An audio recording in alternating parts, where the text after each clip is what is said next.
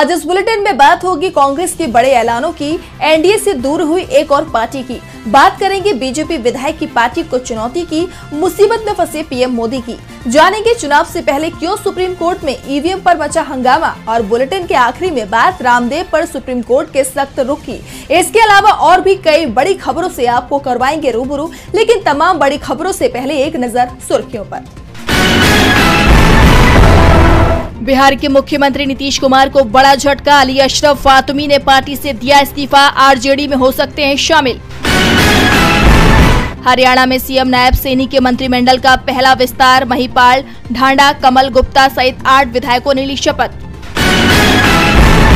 NCP Sharad Pawar नाम से चुनाव लड़ेगा शरद गुट, सुप्रीम कोर्ट ने चिन्ह तुरही को दी मान्यता, चुनाव आयोग से कहा दूसरे को न दे ये चिन्ह। और शेयर बाजार में गिरावट, 736 अंकों की गिरावट के साथ 72,012 पर बंद हुआ सेंसेक्स, 238 अंकों की गिरावट के साथ 21,817 पर बंद हुआ निफ्टी। ये तो थी सुर्खियां। अब बात आज की सबसे बड़ी खबर की। लोकसभा चुनावों को लेकर कांग्रेस ने जनता को 5 बड़ी गारंटियां दी हैं और अब कांग्रेस की इन गारंटियों पर पार्टी की सबसे बड़ी संस्था ने मोहर भी लगा दी है। तो क्या कांग्रेस की गारंटियों में है खास? देखिए ये रिपोर्ट। चुनाव की तैयारियों को लेकर सभी राजनीतिक दलों में भारी उत्साह नजर आ रहा है। सभी पार्टियों के चुनाव अभियान तेजी से जारी है। इसी कड़ी में 19 मार्च को दिल्ली स्थित कांग्रेस हेडक्वार्टर में कांग्रेस वर्किंग कमेटी की बैठक हुई। कांग्रेस संसदीय दल की अध्यक्ष सोनिया गांधी, कांग्रेस सांसद राहुल गांधी, कांग्रेस अध्यक्ष मल्लिकार्जुन खड़गे समेत पार्टी के सभी प्रमुख नेताओं ने इस बैठक में शिरकत की। इस बैठक में कांग्रेस के घोषणा पत्र को लेकर चर्चा हुई। बैठक की जानकारी साझा करते हुए कांग्रेस ने लिखा, आज कांग्रेस कार्य समिति की बैठक में पार्टी के घोषणा पत्र पर बातचीत हुई। कांग्रेस का घोषणा पत्र 1926 से ही देश के राजनीतिक इतिहास में विश्वास और प्रतिबद्धता का दस्तावेज माना जाता है। भारत जोड़ो न्याय यात्रा के दौरान हमने न्याय के 5 स्तंभों की बात की, जिनकी स्थापना हमारे देश को मजबूती देगी। युवा न्याय, नारी न्याय, किसान न्याय, श्रमिक न्याय, हिस्सेदारी न्याय। इन 5 न्याय स्तंभों के तहत कांग्रेस पार्टी ने कुल 25 गारंटियां दी हैं, जो देश को बीजेपी के अन्याय काल से मुक्ति दिलाएंगी। आने वाले चुनावों में जनता मोदी सरकार की घोषणाओं को नकार देगी, क्योंकि देश अब बदलाव चाहता है। हमें एकजुट होकर अपने घोषणा पत्र को देश के हर घर तक पहुँचाना है और जनता को न्याय दिलाना है। कांग्रेस की गारंटियों से बीजेपी परेशान दिखाई दे रही है और परेशानी को बीजेपी के सहयोगी दलों ने और भी ज्यादा बढ़ा दिया है। आरएलजेपी के मुखिया पशुपति पारस ने अचानक ही मोदी कैबिनेट से इस्तीफा दे दिया। तो क्यों दिया पारस ने इस्तीफा और इसका बीजेपी को होगा कितना ज्यादा नुकसान? देखिए ये रिपोर्ट। बिहार में सियासी पारा हाई है। एनडीए गठबंधन में बड़ी फूट पड़ गई है। बीते दिन बिहार में एनडीए गठबंधन में सीटों के बंटवारे पर मुहर लगाई गई, जिसके तहत बीजेपी को 17, जेडीयू को 16, चिराग को 5 और मांझी कुशवाहा को 1-1 सीट मिली। और पार्टी ने पशुपति पारस को किनारे लगा दिया। उनकी पार्टी को एक भी सीट नहीं दी गई। पशुपति पारस ही नहीं, मुकेश सहनी की पार्टी भी खाली हाथ रही, जिसके बाद एनडीए में बगावत छिड़ गई है। आरएलजेपी के नेता पशुपति पारस ने केंद्रीय मंत्री के पद से इस्तीफा दे दिया है। पशुपति पारस को पहले से ही एहसास हो गया था कि बीजेपी किसी की सगी नहीं है और उन्होंने पहले ही दल बदलने को लेकर संकेत भी दे दिए थे। इस्तीफे के बाद मीडिया से बात करते हुए पशुपति ने कहा कि एनडीए ने मेरे साथ नाइंसाफी की, अब मैं तय करूंगा कि जाना कहां है। आपको बता दें, पशुपति आरजेडी के साथ संपर्क में बताए जा रहे हैं, जिसके बाद संभावना जताई जा रही है कि 1-2 दिन में वो बड़ा ऐलान कर सकते हैं। तो वहीं मुकेश सहनी की नाराजगी भी पार्टी पर भारी पड़ती हुई नजर आ रही है। एनडीए गठबंधन में मुकेश सहनी की पार्टी वीआईपी को भी पूरी तरह से इग्नोर कर दिया गया है, जिसके चलते वो भी नाराज बताए जा रहे हैं और कयास लगाए जा रहे हैं कि सहनी जल्द ही इंडिया गठबंधन में शामिल हो सकते हैं। उन्होंने इसके संकेत पहले ही दे दिए थे। उपेंद्र कुशवाहा की पार्टी को हालांकि एनडीए ने 1 सीट दे दी है, लेकिन उपेंद्र की मांग 3 सीटों की थी और उनकी मांग पूरी नहीं होने को लेकर हाईकमान से उनकी नाराजगी भी जाहिर है। ऐसे में गठबंधन में सीट बंटवारा हो जाने के बावजूद बिहार में एनडीए की स्थिति बेहद कमजोर नजर आ रही है। मुख्यमंत्री नीतीश कुमार ने भी सीट बंटवारे के मुद्दे से खुद को अलग कर लिया है। उन्होंने पूरी जिम्मेदारी बीजेपी के कंधों पर डाल दी है। ऐसे में नुकसान बीजेपी का ही होता हुआ नजर आ रहा है। जबकि दूसरी तरफ इंडिया गठबंधन और भी मजबूत होता जा रहा है। बिहार में एक और सहयोगी बीजेपी का साथ छोड़ गया तो पीएम मोदी के गृह राज्य गुजरात में पार्टी के अंदर से ही चुनौतियां मिलना शुरू हो गई हैं। बीजेपी विधायक ने पार्टी से बगावत कर दी है और इस्तीफे का ऐलान भी कर दिया है। देखिए ये रिपोर्ट। गुजरात बीजेपी में बगावत हो गई है। सावली से बीजेपी विधायक केतन ईमानदार ने इस्तीफा दे दिया। लोकसभा चुनावों में बड़ोदरा सीट पर बीजेपी ने मौजूदा सांसद रंजनबेन भट्ट को टिकट दिया था और उनकी टिकट का ऐलान होते ही पार्टी की लड़ाई सड़क पर आ गई है। रंजनबेन भट्ट को अमित शाह का करीबी माना जाता है, लेकिन उनके टिकट ने राज्य बीजेपी को मुश्किल में डाल दिया है। बीजेपी विधायक केतन ईमानदार ने रात 2:30 बजे अपना इस्तीफा विधानसभा अध्यक्ष को भेज दिया। केतन के इस्तीफे का कारण कांग्रेस के नेताओं को बीजेपी में लिए जाना बताया जा रहा है। बीजेपी गुजरात में कांग्रेस में तोड़फोड़ की कोशिश में जुटी हुई है। पिछले दिनों सावली के कांग्रेस के दिग्गज नेता कुलदीप राहुल जी बीजेपी में शामिल हुए थे।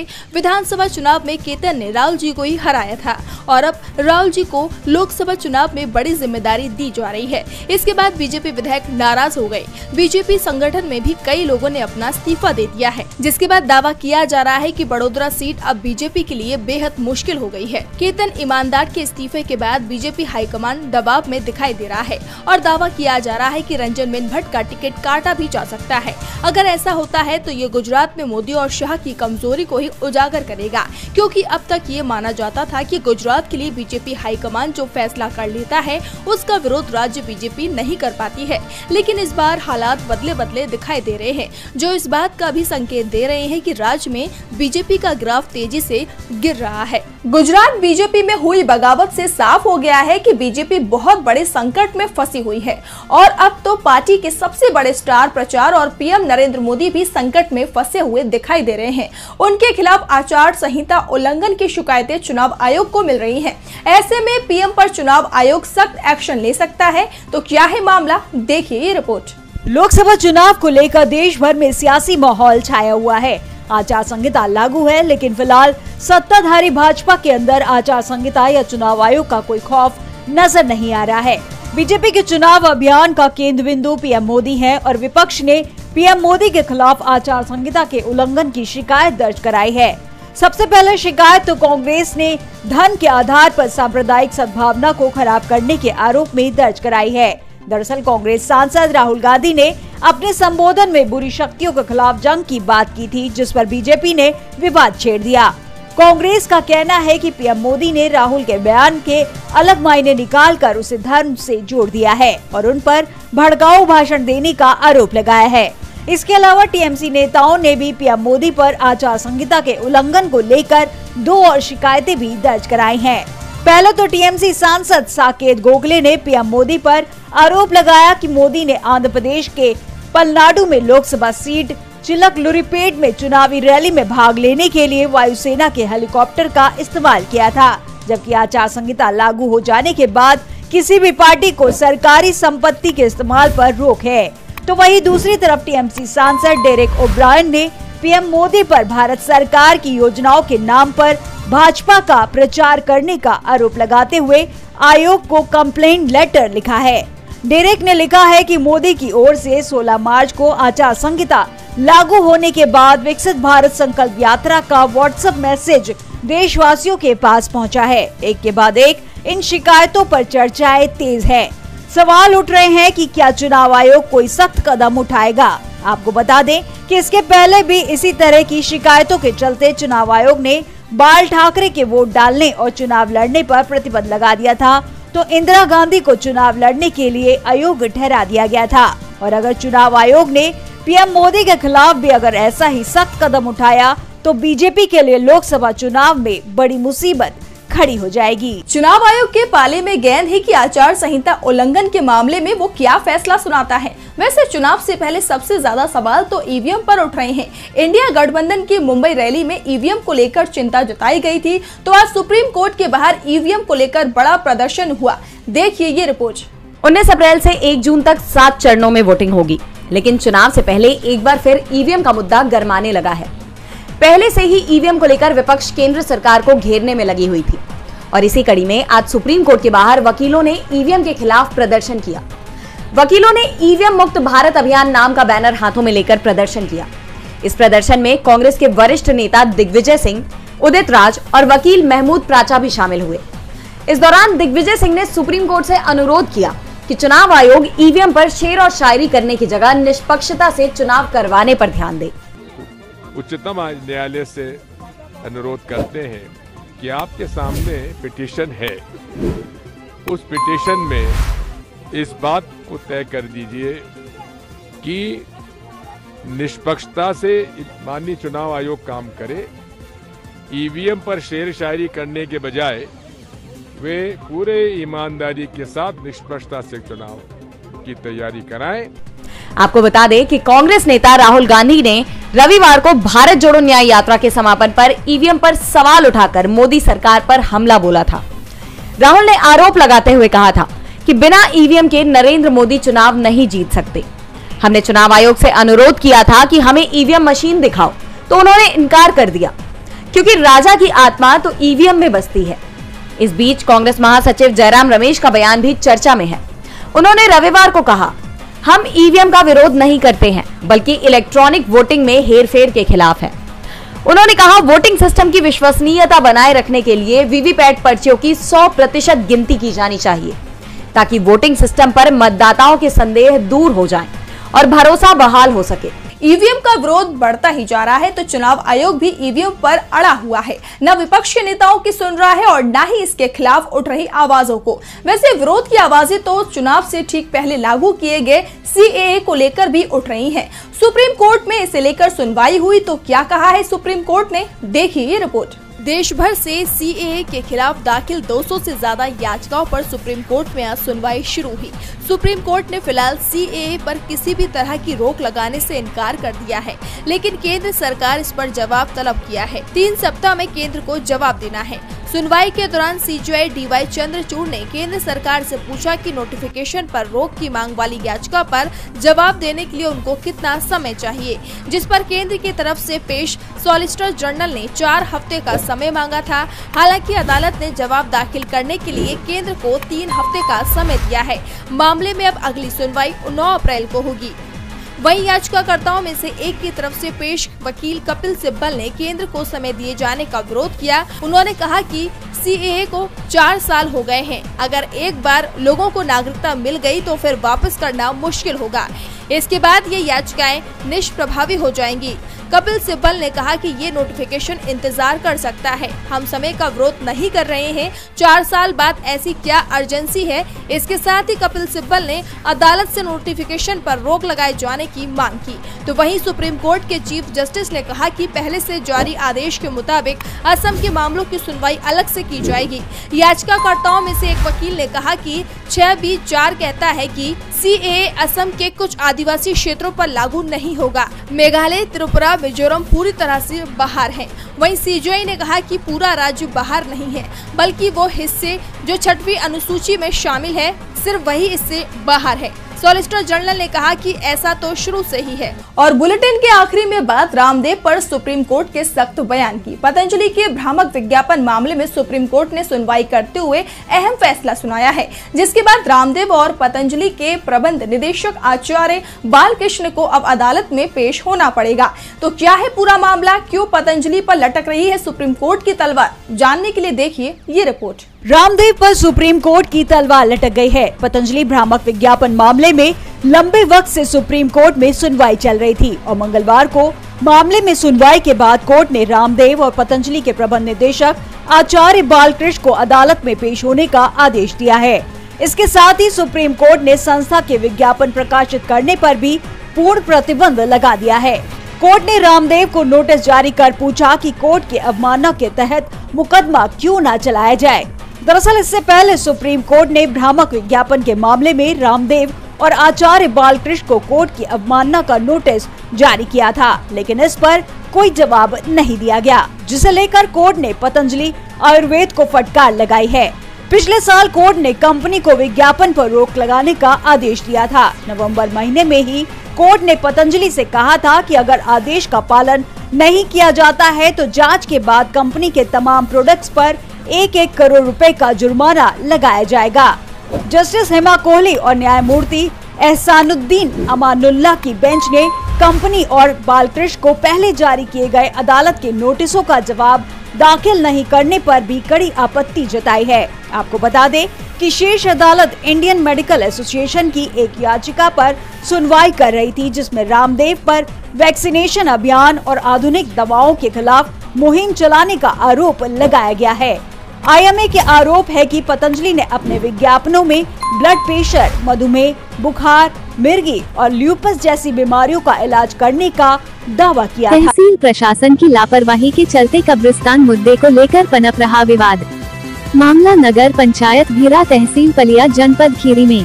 कब्रिस्तान के विवाद को सुलझाने पहुंची सोमवार को पलिया तहसीलदार महोदया अपने क्षेत्रीय 4 लेखपाल कानूनगो कोतवाली भीरा पुलिस प्रशासन के सहयोग से महोदया ने कब्रिस्तान के नक्शे के अनुसार खाली पड़ी जमीन का सीमांकन कराकर गड्ढा खुदवाकर पिलर लगवाकर कब्रिस्तान की भूमि को सुपुर्द कमेटी जामा मस्जिद के संभ्रांत व्यक्तियों को कर दिया। किंतु आज दिन मंगलवार को जब कमेटी द्वारा तहसीलदार महोदया 4 लेखपाल कानून गो व पुलिस प्रशासन द्वारा दी गई सीमांकन भूमि पर कमेटी के व्यक्तियों द्वारा जब नींव खुदवाकर अपनी भूमि की 4 दीवार बनवाने व नगर में गंदा पानी हो रहा एकत्रित को मिट्टी डालकर भूमि को सुरक्षित कराने का कार्य करवाया जा रहा था, तभी नगर पंचायत के संभ्रांत व्यक्तियों व जामा मस्जिद कमेटी द्वारा बताया गया कि जिस पुलिस की देख रेख में भूमि सुरक्षित कर नक्शे के अनुसार हमें दी गई थी, उसी को भीरा कोतवाली की पुलिस टीम रुकवाने के लिए आ गई। जब बजाय जानना चाहा तो पुलिस के हल्का इंचार्ज ने बताया एसडीएम पलिया ने आदेश दिया है कार्य को रुकवा दिया जाए, हमारे यो द्वारा कार्य कराया जाएगा। जब लिखित आदेश रुकवाने का तलब किया गया तो पुलिस ने ऐसा कोई भी आदेश नहीं दिखाया। कब्रिस्तान की पाक साफ भूमि पर गंदगी की भरमार है, जिससे मुस्लिम समाज में गुस्सा नाराजगी देखने को मिल रही है। वहीं तहसील पलिया प्रशासन पर भी सवालिया निशान लग रहे हैं कि जब कानून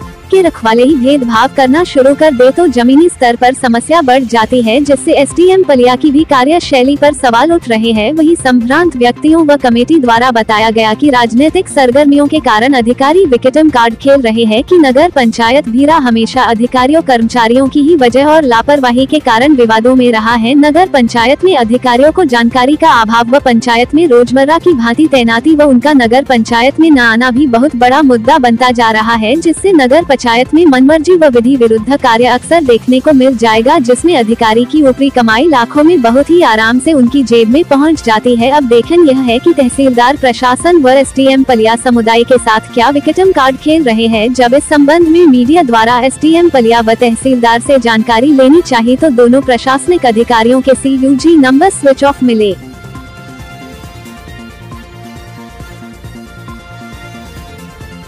यहाँ पे कब्रिस्तान की भूमि कल की डेट में सीमांकन की गई।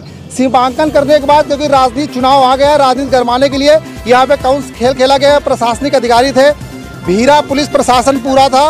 उस भीरा पुलिस प्रशासन के साथ में यहाँ पे तहसीलदार महोदया थी और सुनने में आया कि एसडीएम साहब भी भीरा की कल विजिट करने आए थे।